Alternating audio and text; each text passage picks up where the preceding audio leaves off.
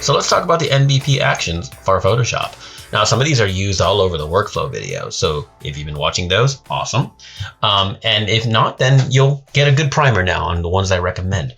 Keep in mind, there are way more actions for Photoshop from NBP that I've created than are being used in the workflow videos, because I would say 75–80% of them are very case specific, or very style specific.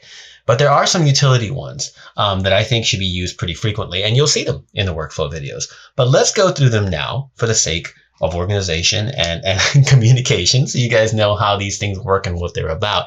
If you watch this, at least you get a basic overview of what's going on. Here we go. So let's start with NBP Workflow Action Tools 1. Now, a lot of times, right now, my Actions palette, if you don't have it open, by the way, Window, Actions. My Actions palette is in list mode right now, which is how you can organize, create, structure your actions list and all that. But on the top right of the Actions palette, there's a little button, 4 lines, and you can click it and there's all kinds of choices, but the top is button mode. And button mode is interesting and useful, and I usually leave my actions in button mode when I'm working. But because I want to show you guys this in a very organized manner, I'm leaving it in list mode for this moment. Now you can leave it either way, it does not matter. They will still function. So let's start with NBP Workflow Actions Tool 1, like I said, and we'll go to the very beginning one. NBP Dodge and Burn main. Let's run it. Every action that pops up will give you a quick dialogue about what's going to happen. You can turn these off if you really want, but these do remind you that they're there and what they do, so you can always learn a little something. Hit continue. This one's pretty straightforward. If you've watched the workflow videos and you know what's happening here. This simply sets up dodging and burning for skin correction is the whole intent. So you can use this to dodge and burn skin. That was, of course, just giving you a demo that it does work. But let's say I want to dodge and burn skin. There it is. The workflow videos will explain more of how to actually use this, why it desaturates the color, etc., etc. Pretty straightforward. The next one, NBP Dodge and Burn Contrast Boost Visual. Hit that one. It's going to tell you exactly what it's going to do, but I'll show you. What it does is the exact same setup as the previous, but it has a contrast booster. This is a visualization layer, at least being used this one.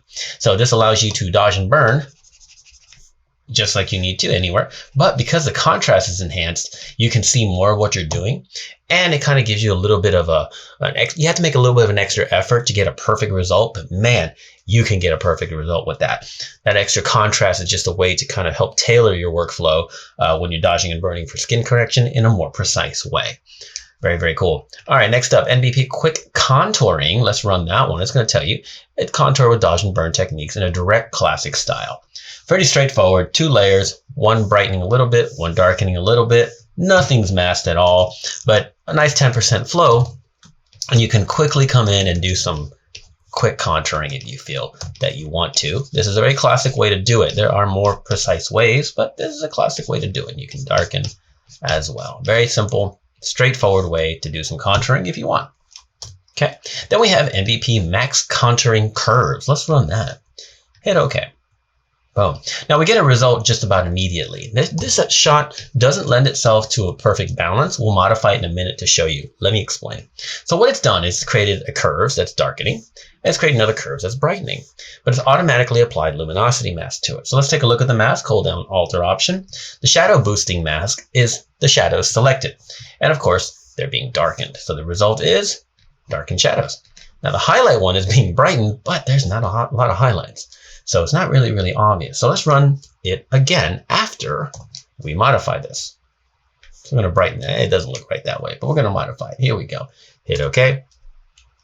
And now the mask is a little bit better. We see more of our highlights, and we get more of a contrast boosting result. Make sense? Now, because I want my original, I'm going to go ahead and just revert that. There we go. OK. Now, max contouring levels, similar, but utilizing levels. Open up that folder, but this one's slightly different because even though it's darkening the shadows in a very profound way that's a very high number, it's also brightening the shadows with a high number. We also have blend if involved. So we double click, you see these little icons on the right side, the adjustment layers. If we double click them, we'll see that is the case. So we can open up that range with blend if to exactly where we want it to be. We can tweak exactly how much darkening, and of course we can tweak the opacity of that layer as well. Same with highlights. The opposite is also true. We can expand the range if we want. This is, of course, it's contingent on how many highlights or how much highlights there actually are. And as you can see, it's quite a contrast pop. You can take the entire folder, reduce the opacity of it, and now we have a very smart contrast pop that we can tailor to what we want. So the actions are about flexibility.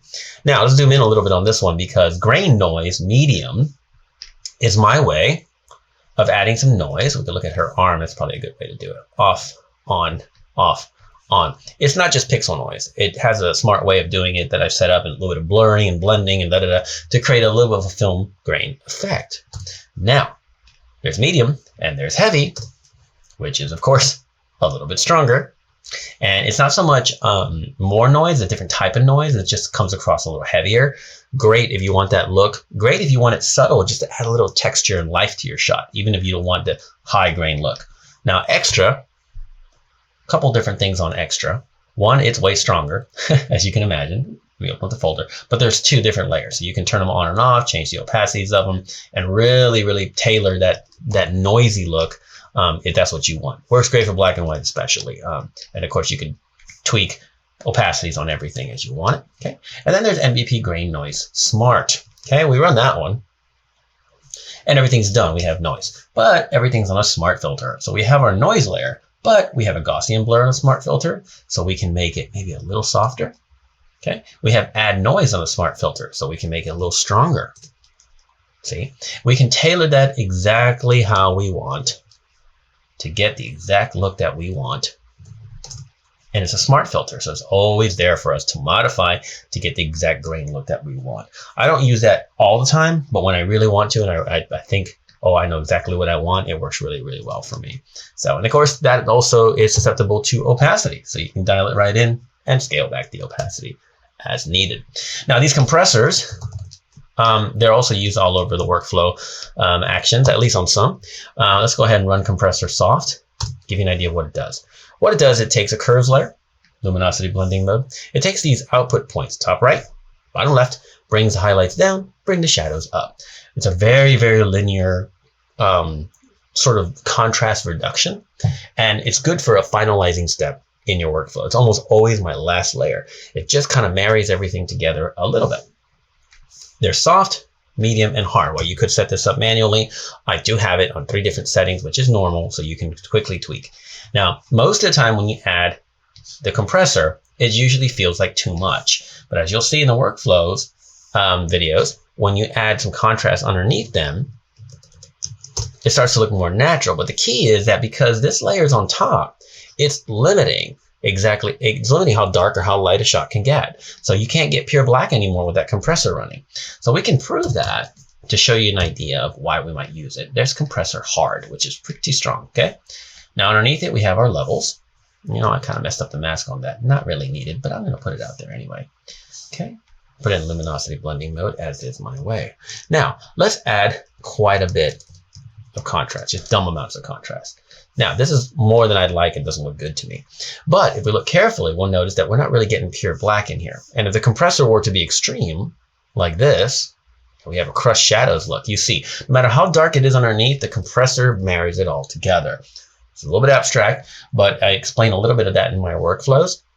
But the whole point of it is to kind of, like I said, marry everything together at the end. So no matter what you do underneath, no matter how much contrast you add, no matter how much color work you add or whatever, it kind of balances it. This is an extreme example for the purpose of the video, but you might actually use it in a very subtle way depending on what you're trying to accomplish. A lot of times I use a hard compressor on a high contrast image, which is weird, but I still like the contrast to appear intense, but I don't have pure black and I don't have pure white in my shot. It's a very quick way to do it. Certainly not the only way, but it's a quick way to do it. Love, love, love my compressors.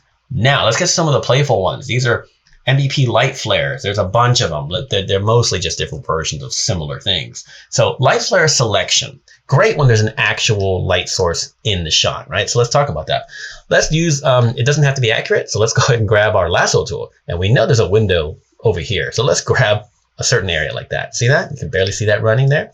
And then we hit NBP light flare selection. In other words, we're starting with a selection. That's what it's saying. It's vital that you have an area of your image selected before running this action. Hit continue. It's going to ask you, how do you want to blur it? That's fine. Hit OK. It's going to ask you to put a little bit of a cooling filter on it. My intent with that is that a lot of times I do this with window light.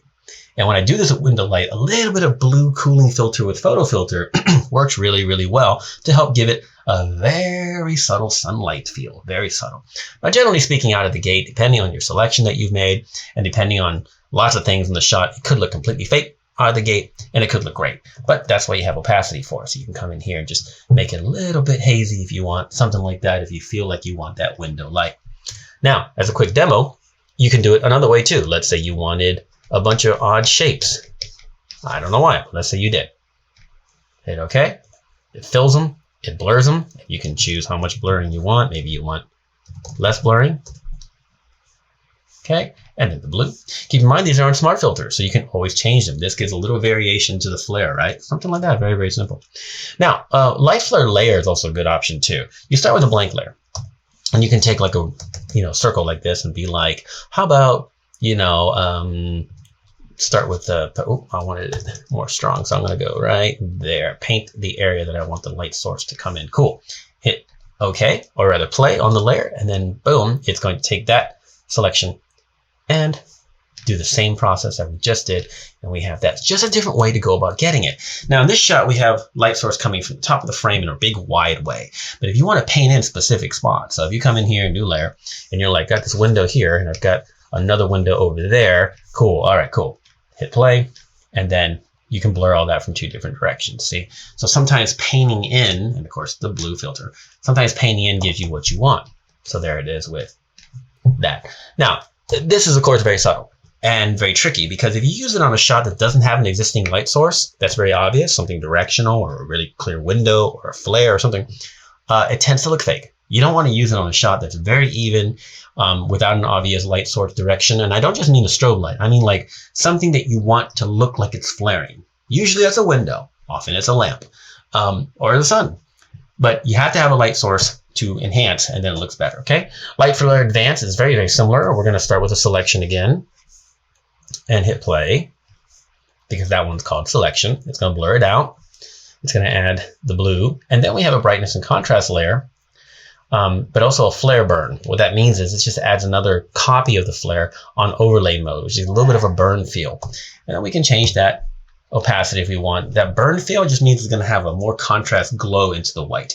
But we also have flare contrast, which is this contrast layer right here. We can modify very subtle changes to enhance the contrast that's inside our flare. That's if we want more finite control. Okay. And of course, the photo filter and Gaussian blur underneath are smart objects as well, so we can continue.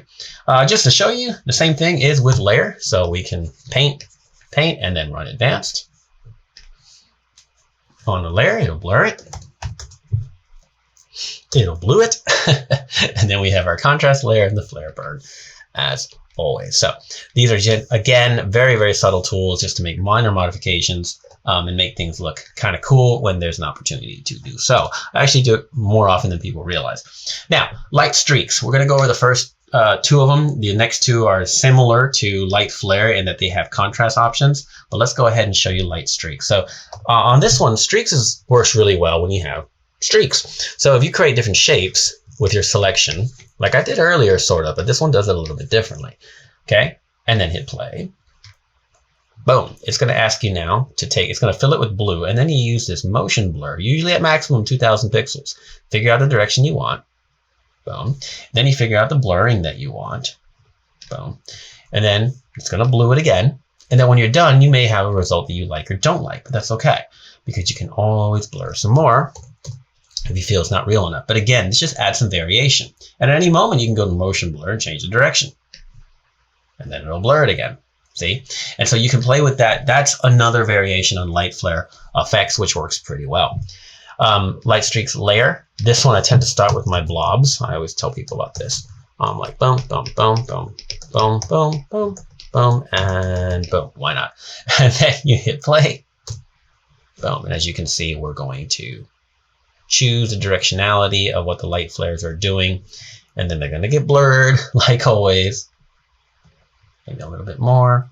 They're going to get blued, etc. Okay, so again, we can play with these until we get something that we like. We either want a blob, glowing blob, or we want some variation, etc. Are these laser accurate? Are they perfect descriptions of actual camera lens blurs and flares and things? No, but they're a way to enhance something that's already there very, very quickly. So, but also in a manual way. So I want to show you guys those. The other two, like I said, are just more advanced with the contrast control on them, but they're just like the other two. So that was the quick overview of NBP Workflow Actions Tools 1, which is included in your collection. You might also discover there's going to be some bonus actions popping around as well. So when you open yours, you might notice some extras. Just going to throw that out there. Each one explains itself with that pop-up window, like I said. So very, very powerful and instructional. But anyway, that's what the first collection does. Pretty useful. I just put together a hodgepodge mix of different things that I like to use. The first few are the most useful, of course, with the dodge and burning and the contouring and noise and compression, all that. Very, very useful. But I hope you enjoy the light flare ones too. They were a lot of fun to create, and I use them more often than people realize.